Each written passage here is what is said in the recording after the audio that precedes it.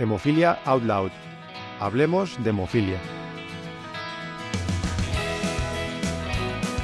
Hola, ¿qué tal? Bienvenidos a todos a nuestro podcast Hemofilia Out Loud, Hablemos de hemofilia. Mi nombre es Laura García Olmedo y hoy estoy acompañada por Beatriz Perales, que ella es la directora de Acceso, Relaciones Institucionales y Comunicación de SOBI. Bienvenida, Beatriz. Hola, Laura. Hola a todos. Pues la verdad es que muy contenta de estar aquí en este podcast porque es una nueva oportunidad de acercar las enfermedades raras a la sociedad, principalmente la hemofilia. La hemofilia afecta aproximadamente a 6.000 personas, de las cuales un 45% lo sufren de forma grave y un 20% son niños. Aproximadamente hay 4.700 personas con hemofilia A y unos 950 con hemofilia B. Vosotros desde SOBI, ¿cómo trabajáis el ámbito de la hemofilia? La hemofilia es una de las enfermedades raras en las que SOBI siempre ha destacado por su compromiso por los pacientes y con las terapias innovadoras, tanto la hemofilia A como la hemofilia B. Esto ha sido hasta ahora y podemos decir que en un futuro próximo pondremos a disposición de los pacientes una terapia y una innovación también para abordar esta enfermedad. Pero no solamente nos preocupan los tratamientos, desde SOBI también trabajamos por generar o trabajar en soluciones y proyectos que cubran las necesidades de los pacientes y de los profesionales sanitarios. Ponemos a disposición apps para los pacientes y para los profesionales sanitarios para que puedan gestionar mejor la enfermedad. Y también hemos desarrollado una página web informativa que es Liberate Life y tenemos un programa que se llama HemoFit en el que se informa y se apoya para hacer un deporte seguro en estos pacientes que tienen hemofilia. Y aún así, dentro de un abordaje multidisciplinar que tiene esta enfermedad, nos hemos preocupado porque exista una guía de abordaje multidisciplinar de la hemofilia en la que han colaborado distintos, desde clínicos, desde políticos, farmacéuticos, pacientes, y es como una guía de asistencia integral del paciente con hemofilia. Y por supuesto, desde el paraguas institucional de SOBI acerca de las enfermedades raras, seguiremos haciendo proyectos para mejorar la vida de los pacientes con enfermedades minoritarias. Bueno, muy interesante lo que estás diciendo y mensajes muy esperanzadores, ¿no?, de apoyo y sensibilización a esta patología. La verdad es que es un trastorno de coagulación que tiene un impacto muy significativo en la vida de los pacientes y yo creo que el trabajo que estáis haciendo a través de estos podcasts es interesantísimo. Yo desde luego estoy aprendiendo un montón con cada uno de los invitados que hemos tenido. De hecho, hoy además vamos a hablar también sobre el papel vital que juegan de manera conjunta el clínico, el hematólogo en este caso, junto con el farmacéutico de hospital. Y por eso hoy os voy a presentar a nuestros invitados, que son la doctora Cristina Sierra. Cristina es médico adjunto del Servicio de Hematología del Hospital de Cruces, y Juan Eduardo Mejías Bericat, él es farmacéutico de hospital en la FE. Bienvenidos a los dos. Muchas gracias. Gracias. Bueno, pues si queréis vamos a comenzar con una pregunta que es: ¿cuál es vuestro papel en la vida de los pacientes? Es decir, ¿cómo trabajáis de manera conjunta con ellos? Bueno, pues yo como hematóloga, desde el punto de vista de especialista en hematología, pues la verdad es que tenemos un contacto absolutamente directo con los pacientes. Los conocemos prácticamente desde el momento que nacen y vamos a continuar con ellos a lo largo de toda la vida del paciente. Realmente es una relación muy estrecha y muy cercana, pues porque, como digo, realmente al final acabas conociendo toda la vida en sí del paciente, a su familia, cuáles son sus pensamientos, cuáles son sus dudas, cuáles son sus miedos. Es decir, que realmente son patologías crónicas, como bien hemos comentado, que es que vamos a tener que hacer el seguimiento durante toda la vida completa del paciente. Bueno, Eduardo. Nosotros la verdad es que hemos cambiado mucho la perspectiva que tenía el farmacéutico respecto a la hemofilia. Hemos pasado de un modelo clásico donde el farmacéutico prácticamente se dedicaba a adquirir, conservar y dispensar ese medicamento, a un modelo en el que el farmacéutico ya está incluido dentro de los equipos multidisciplinares, donde ayuda en la individualización a través de la farmacocinética, en el empleo de las aplicaciones móviles o en la dispensación a domicilio, que también ha sido, nosotros desde 2011 empezamos con ese proyecto de la mano de la Asociación de Pacientes, y la verdad es que hemos conseguido que el paciente conozca ya no solo a su equipo de hematólogos, sino que tenga un contacto estrecho con su farmacéutico. Bueno, en este episodio nos vamos a centrar principalmente en la hemofilia B. Y Cristina, quería preguntarte qué diferencias hay entre la hemofilia A y la hemofilia B. Bueno, a ver, lo primero, en cuanto has dicho bien inicialmente, en cuanto a prevalencia de la enfermedad. Todos sabemos que en la hemofilia generalmente se habla de que existe un caso de cada 5.000 varones nacidos vivos, y en el caso de la hemofilia B, pues uno de cada 30.000, es decir, que es pues bastante. Dentro de que ya son enfermedades raras de por sí, pues el caso de la hemofilia B pues realmente es todavía más rara. En cuanto a lo que es la clínica y la sintomatología en sí de los pacientes, fundamentalmente sangrado que es lo que la clínica que van a desarrollar nuestros pacientes, sangrados articulares, en ambas, tanto en hemofilia A como en hemofilia B, hemartros, sangrados musculares, que bueno, por supuesto es lo que tenemos que intentar evitar a largo plazo, que hoy en día desde luego el objetivo que nosotros perseguimos es el sangrado cero. Y las grandes diferencias sobre todo es eso, prevalencia. Por supuesto también se habla de que el desarrollo de anticuerpos o de inhibidores pues es un poquito más bajito, parece ser en el caso de la hemofilia B que en el caso de la hemofilia A. Y bueno, y sobre todo las nuevas terapias pues realmente han supuesto una verdadera revolución en el mundo de la hemofilia en general, pero sobre todo en el campo de la hemofilia B, consiguiendo pues disminuir considerablemente el número de administraciones con la aparición de las nuevas terapias de factores de vida media extendida. ¿Cuáles son los principales retos a los que se enfrenta un paciente con hemofilia y sobre todo un paciente con hemofilia B? A ver, bueno, los pacientes con hemofilia B, como ya ha dicho muy bien Cristina, son dentro de la rareza todavía más raros, y encima históricamente han tenido menos acceso a la innovación en sus tratamientos. Es más, cuando por fin llegaban los factores de vida media extendida a España, no se aprobaron inicialmente. Hubo que esperar otros 3 años para que pudieran tener acceso a esos medicamentos, por un propio tema de que no se había tenido en cuenta, se os había tenido en cuenta el coste por unidad y no se había tenido en cuenta la frecuencia de administración. Son tratamientos que han demostrado en la evidencia clínica real que han revolucionado el tratamiento. Son pacientes que han pasado de 2 o 3 infusiones a la semana a igual infundirse una vez cada 2 semanas, una vez cada 3 semanas, ¿vale? Y además han mejorado mucho los niveles de protección. Y también es una patología donde nos hemos encontrado que los tratamientos que a priori podíamos pensar que eran equivalentes, han demostrado muchas diferencias en vida real, ¿vale? Por esas diferencias que tienen a nivel clínico, sobre todo por el tema de la extravasación, ¿vale? Que hay productos que tienen más unión a tejido conectivo y digamos que aunque tú no los veas en plasma y tengas la sensación de que tienen vidas medias más cortas, lo que pasa es que hay como un tercer espacio, ¿vale? Están acumulados y se van liberando poco a poco, de manera que donde tú realmente quieres que actúen, que es en los puntos donde puede haber sangrado, pueden actuar durante periodos de tiempo más prolongados. Luego os preguntaremos cosas sobre la extravasación, pero sí que me gustaría profundizar un poquito en los pacientes con hemofilia B. ¿Cómo ha evolucionado la situación de estas personas a lo largo de los últimos años con los nuevos tratamientos? Bueno, pues yo creo que el cambio ha sido espectacular los últimos años. Como bien ha dicho Juan, el tratamiento ha supuesto una verdadera revolución. Pacientes que antes no estaban correctamente cubiertos con niveles de factor, pues la verdad que bajitos, con una necesidad de infusiones muy frecuentes a lo largo de la semana. En el caso de la hemofilia B siempre se ha hablado de 2 veces por semana. Bueno, en el caso de la hemofilia A no vamos a entrar ahora porque estamos en la B.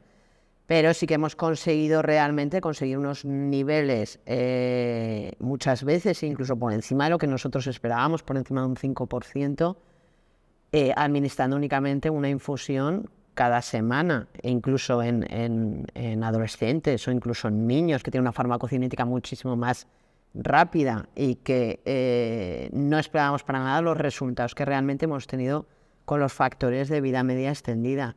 Y hay pacientes, incluso adultos, que antes estaban muy deficientemente cubiertos, que ahora se están pudiendo administrar este tipo de terapias, como bien ha dicho él, una vez cada 15 días o incluso cada 3 semanas. Claro, a lo mejor a nosotros nos parece que no ha supuesto una revolución como tal, pero imaginemos una persona que lleva toda su vida pinchándose 2 veces por semana, que pasa a pincharse una vez cada 15 días. Es que eso te cambia desde luego lo que es la calidad de vida, es una mejoría absolutamente significativa y eso nos lo cuentan nuestros pacientes. Porque, Cristina, el objetivo concreto de los tratamientos para hemofilia B exactamente es este que nos estás contando. ¿Cuál es? El objetivo en concreto para mí, y por todo lo que se está recomendando en todas las guías internacionales, es conseguir el sangrado cero. Sangrado cero, que no haya sangrados a nivel articular. Se habla mucho también de los niveles necesarios, ¿no? De cuál es el nivel que deberíamos conseguir en todos nuestros pacientes. Cada paciente es un mundo, cada paciente tiene unos niveles necesarios en función de las actividades, en función de las expectativas que tenga y en función de las artropatías o degeneraciones articulares que ya tengan. Entonces, como bien hemos dicho y estamos hablando desde el principio, hay que individualizar y hay que personalizar cada tratamiento para cada paciente. Esto ya no es para todos el mismo tratamiento 2 veces por semana, sino que cada paciente va a tener unas necesidades y unos requerimientos que vamos a tenernos que ir adaptando a cada uno de ellos. Bueno, vamos con el diagnóstico. ¿Qué retos consideráis que hay con respecto al diagnóstico? ¿Hay algún área de mejora? Bueno, Es que el diagnóstico... siempre hay áreas de mejora, siempre, pero bueno, el diagnóstico yo creo que hoy en día se ha evolucionado también mucho, se ha mejorado muchísimo en los laboratorios. Yo creo que ya es raro que pase desapercibido y que, bueno, pues puede tardar más o menos tiempo en conseguir un diagnóstico definitivo, pero yo creo que hoy en día eso está más bien superado, sobre todo en una sociedad como la que estamos nosotros en estos momentos. Los laboratorios hoy en día de cualquier centro, ya no digo hospitalario de tercer nivel, sino incluso a nivel pues de centros comarcales, etcétera, en cualquier laboratorio salta una alarma en el momento que tienes unas pruebas de coagulación alteradas y enseguida, pues bueno, yo creo que antes sí que era una enfermedad muy desconocida, pero yo creo que cada vez se va dando más difusión. Y yo creo que cada vez las personas que están en el mundo de sobre todo laboratorial y de hematología, pues bueno, siempre lo tenemos en la cabeza. Y esto en el momento del diagnóstico, pero el seguimiento y la monitorización del paciente, ¿cómo se hacen? A ver, hay muchas posibilidades ahora mismo para poder monitorizar. Ahora tenemos la suerte de tener incluso dispositivos, aplicativos móviles en el que el propio paciente, en función de esas curvas de farmacocinética que hemos hecho, puede saber el nivel de factor que tiene en cada momento y puede modular su estilo de vida. Es decir, puede decidir si va a hacer un tipo de actividad física u otra o si va a hacer una... O sea, puede, en función de su nivel de factor, hacer unas actividades u otras para evitar la aparición de sangrados. También hablamos de productos que tienen niveles tan buenos que, a priori, van a estar muy bien cubiertos durante casi todo el periodo de tratamiento e incluso van a llegar con valles muy buenos antes de la siguiente administración, ¿vale? Pero bueno, siempre lo que nos permite este seguimiento es poder conocer realmente la adherencia en tiempo real, algo que hasta la fecha nosotros dispensábamos y confiábamos en que el paciente se lo administrara.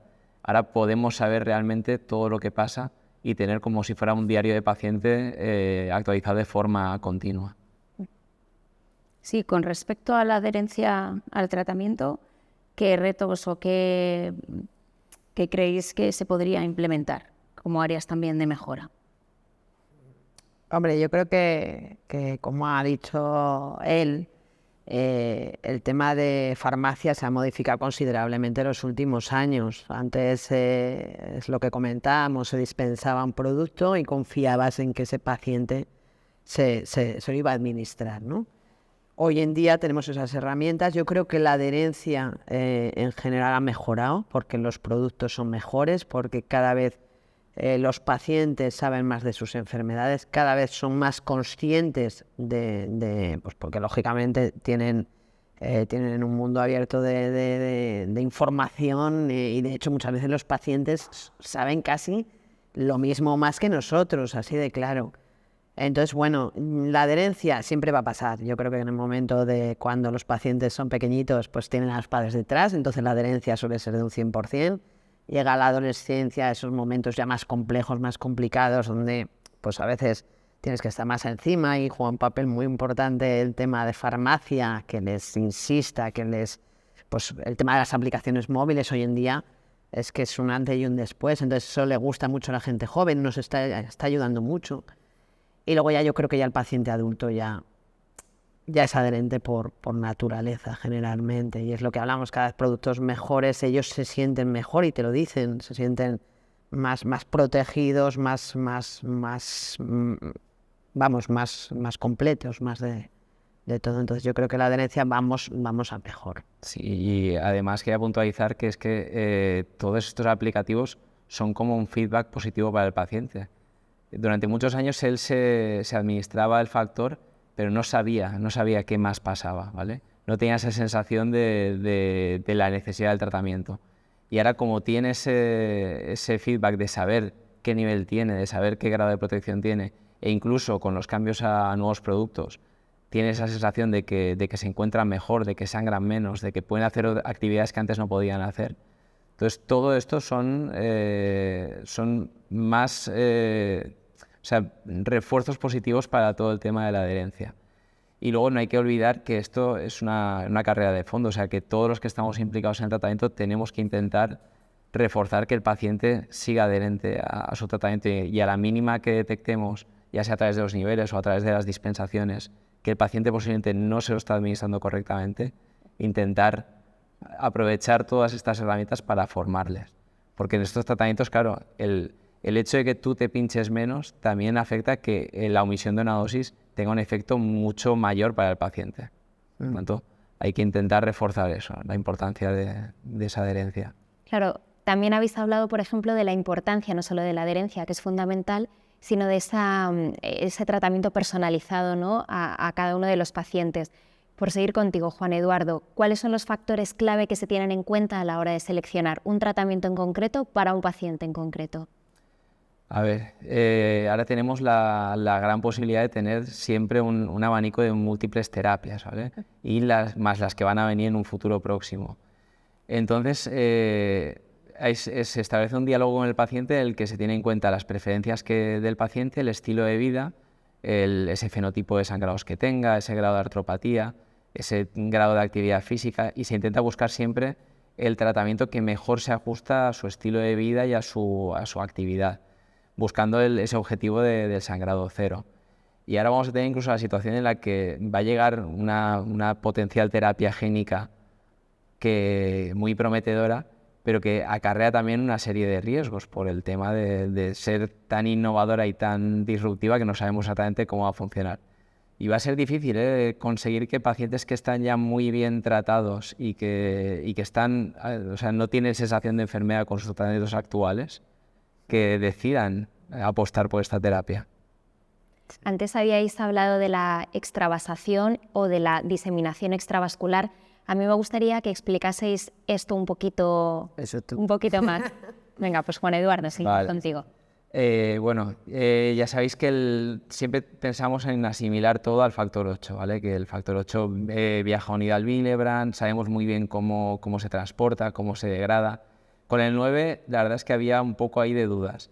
Y hay muchos estudios que han demostrado que realmente lo que hace es unirse al tejido conectivo, quedarse como en un almacén interno, ¿vale? Ir liberándose poco a poco.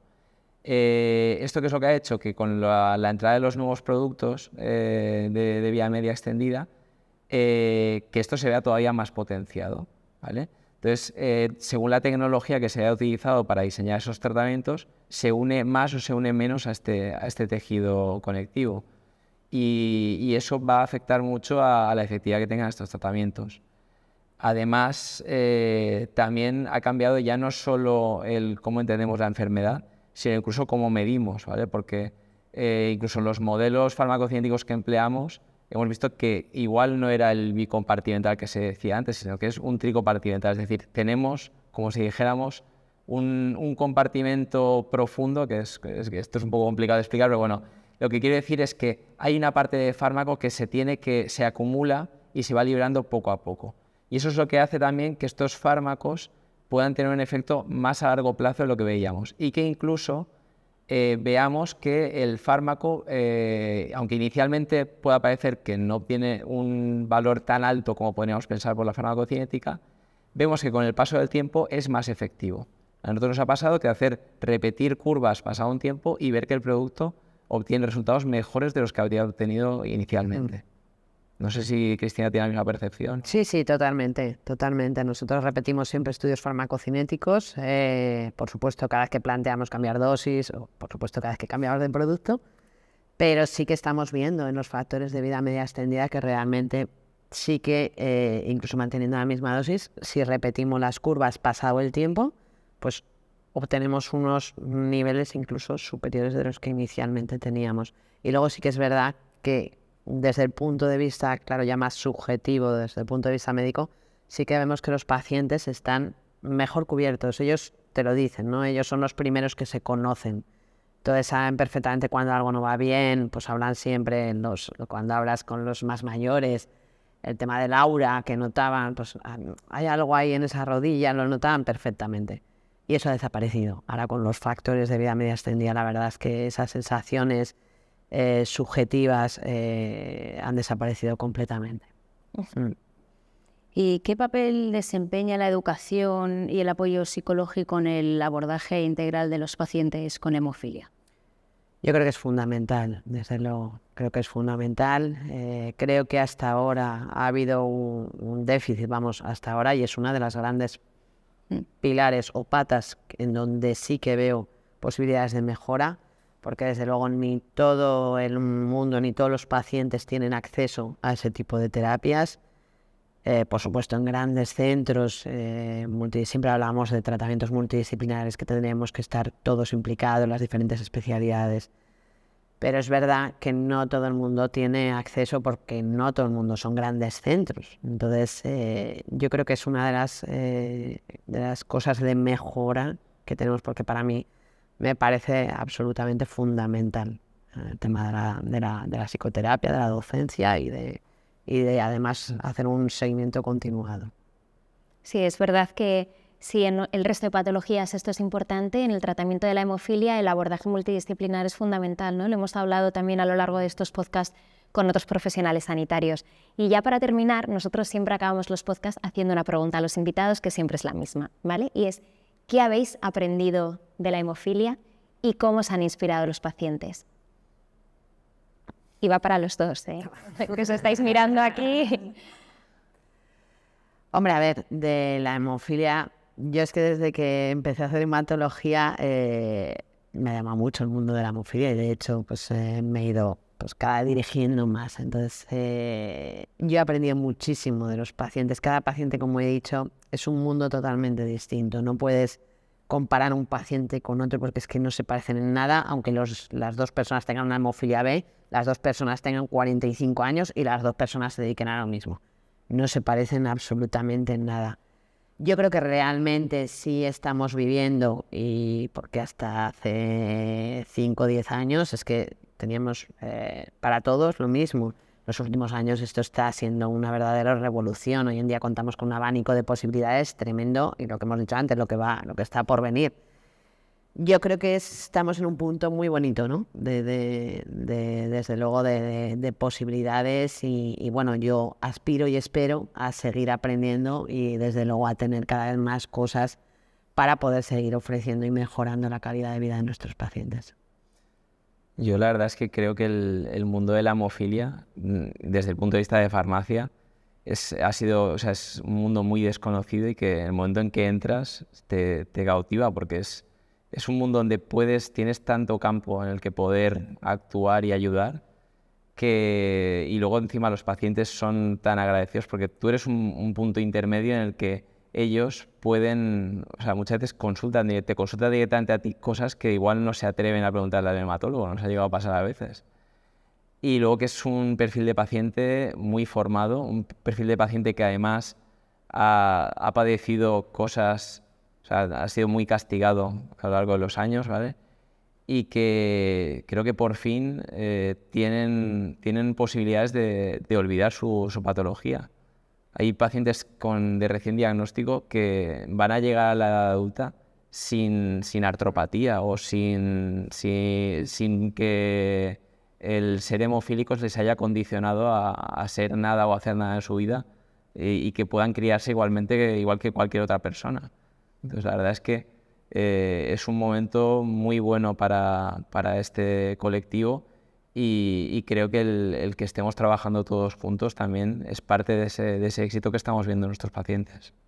Pues muchas gracias a la doctora Cristina Sierra, al doctor Juan Eduardo Mejías, porque hemos aprendido un montón de cosas con vosotros. La verdad, yo no sé, Bea, pero yo cada día que hacemos el podcast aprendemos más cosas y nos ilusionamos más, ¿no? Porque lo que decían, hay mucha posibilidad de mejora todavía. Así es, Laura. Muchas gracias, Juan Eduardo. Gracias, Cristina. Gracias a los oyentes del podcast y esperamos que este podcast haya sido útil e informativo. Muchas gracias.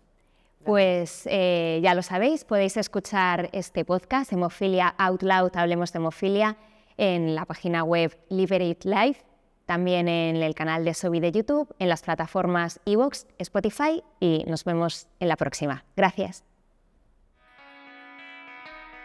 Hemofilia Out Loud. Hablemos de hemofilia.